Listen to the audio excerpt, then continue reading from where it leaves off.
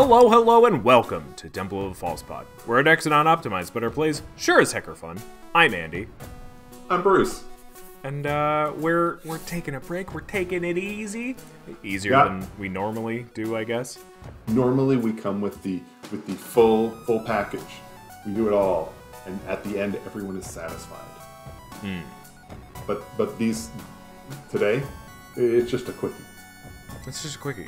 One of us will be satisfied for sure. Yeah. And if not, we're gonna be wanting more. With the holidays approaching us, we've got little stashes of treasures hidden around the house, waiting to be wrapped. So Bruce figured, you know what? I'll bring a perfect card for the topic, which is Bootleggers Stash. Now, Bootlegger's Stash, I'll just go through it real quick, is a 6-mana green artifact. It's 5 and a green, and it reads, lands you control have tap. Create a treasure token. Okay. That's it. It's straightforward stuff. And it costs 6 mana.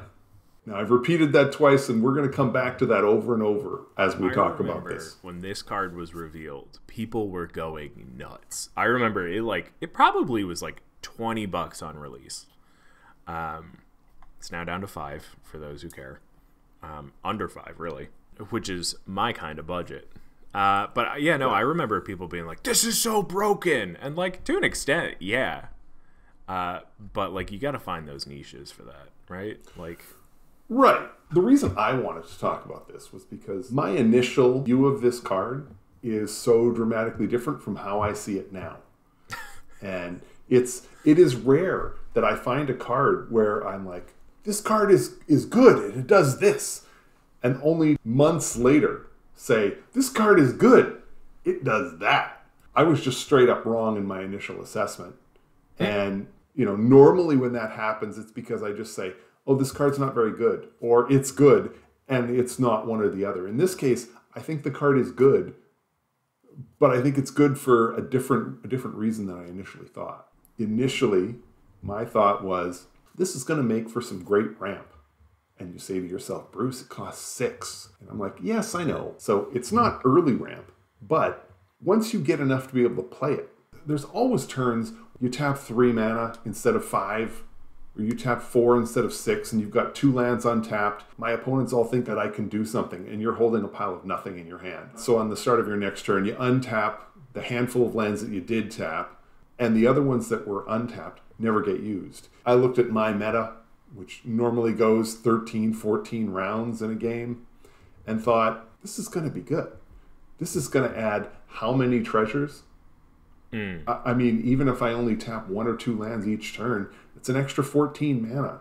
If you're thinking that this is going to stay on the battlefield for 7 turns, and I'm just like, that's just on top of whatever else. And it's mana of any color. So if I get, if I steal somebody's creature and I need a specific color mana that my deck doesn't produce, well, now it does, because I'm making treasure. And that's how I treated it. I treated it as ramp. I thought, 6 mana is a lot, but I'll make it work. Yeah, for sure. And I feel like, it does powerful things for sure. The fact that it's 6 mana is kind of a bummer in terms of power, but that's how they balanced it, right? The thing for me is not that. The fact that it's an artifact is where it becomes a problem. Because if it was a creature, obviously it'd be the easiest to deal with. Yeah. If it was an enchantment, it would be nearly impossible. Almost impossible, yeah. Right. The fact that it's an artifact makes it very vulnerable. Not as vulnerable as a creature, like I said, but people should be able to find a way to take care of this before you, maybe not necessarily before you use it, but pretty quickly after you use it for the first time, Right. Well, and this was kind of the problem. So I quickly discovered that it's not ramp. It just can't be ramp. It just costs too much. You don't want to spend a turn playing out Bootlegger's Stash, and then the next turn, it's only good if you leave mana open for the next turn. So it doesn't work that way. So my thought was, okay, fine. It's mana fixing. Because as soon as it comes into play, every land you tap essentially taps for a mana of any color, because it's going to create the treasure, which you can then use for any color. I'm like, that's where we need to go with this card. Well, it took about a game to realize, no, that's not it. Mana fixing? So you're going to spend 6 mana so your lands tap for any color? Well, at that point in the game, you've got the lands to tap for any color. I mean, unless you're playing a five color deck, and even then, you probably still are able to produce all 5 different colors by turn 6. It's not effective that way. I have it in Mazarek. When someone sacks a permanent, all your creatures get +1/+1. Oh, okay. That's when I realized the truth about this card. This card is a combo piece. That's all it is. I'll have Mazarek out by the time this thing comes onto the battlefield. And I have, say, 1, maybe 2 extra lands. I tap them both and create 2 treasures. And now I can give all of my creatures +2/+2 whenever I want. At instant speed, because you can sack the treasures whenever you want. Yeah, this thing gets ugly fast. This is a game ender. It drops onto the battlefield and your opponents have to deal with it. Because if you get a turn when you untap all of your lands, and you've got at least 6 of them if you played Bootlegger's Stash, that's 6 treasures. That's 6 +1/+1 counters on all of your creatures. Yeah. And that's with no work. Yeah.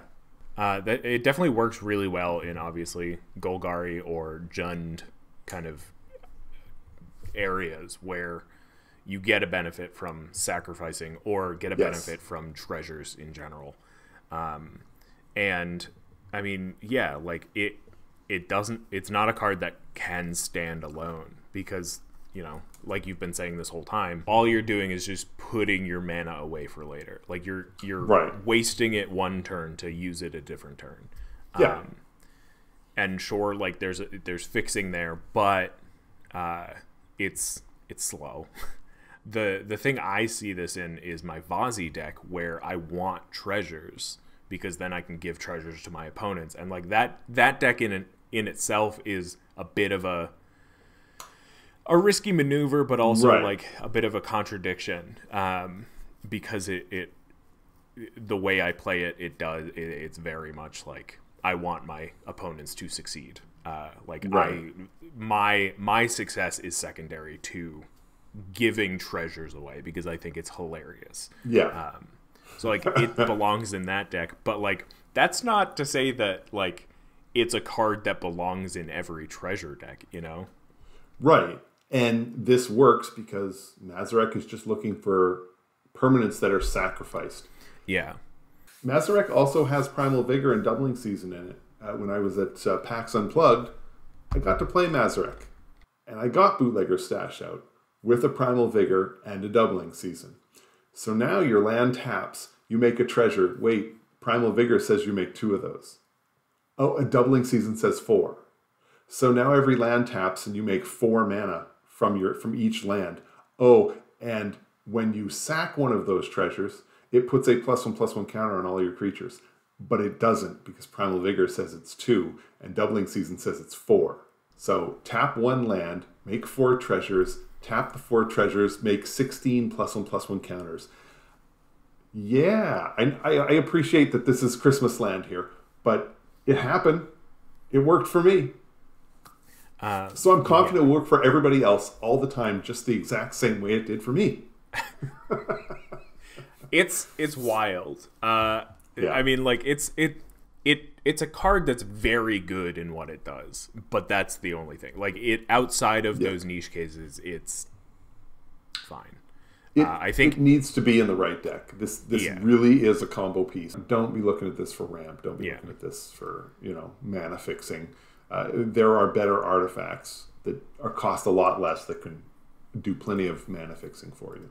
Yeah. So. And I think if anyone out there is looking at this card and they're trying to figure out just like quick ideas for decks, Jaheira from Battle for Baldur's Gate, 2 and a green for a 2/3 legendary creature, human elf druid. Tokens you control have tap, add green.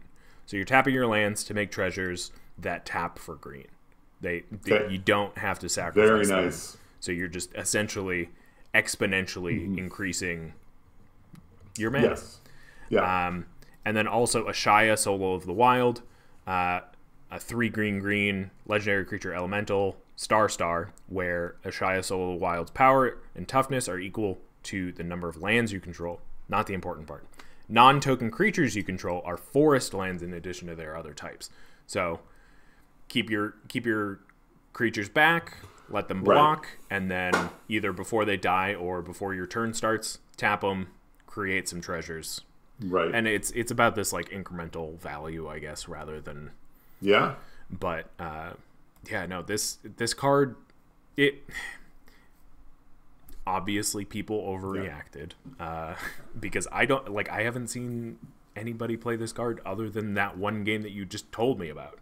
I wanted to talk about the card, not because of the ridiculous game I had, but like a little. A little. But I wanted to talk about it because it was an example of a situation where a card just shifted from one spot to another in a deck. Yeah.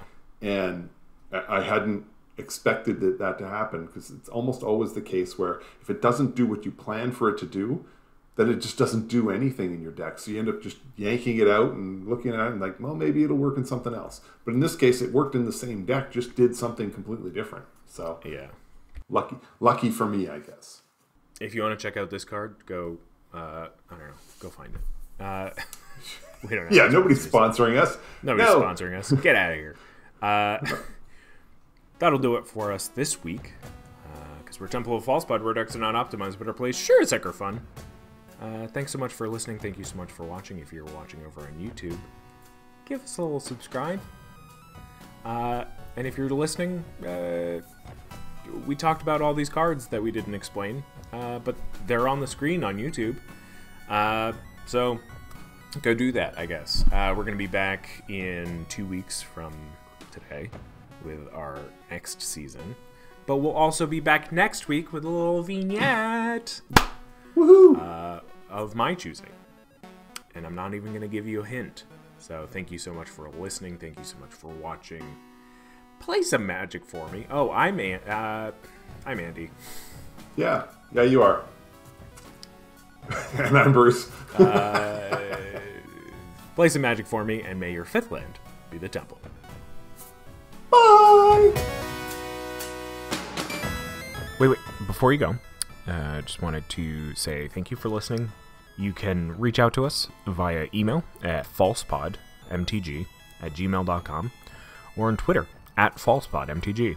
Bruce is @manaburned, and I'm @AndyWeekend, though you'll definitely notice I use the podcast Twitter far more often. Now that we've got you here, make sure you subscribe, rate us on whatever podcast platform you use. It helps us out. It gets us more reach. Subscribe to us on our YouTube channel. Like a video there. Leave some comments for more casual enjoyment. Thank you so much for listening. We'll be back with some more timeless discussions about all things casual. So come hang out, and may your 5th land be the Temple. Bye-bye. Should I do my best, Bruce? Bye!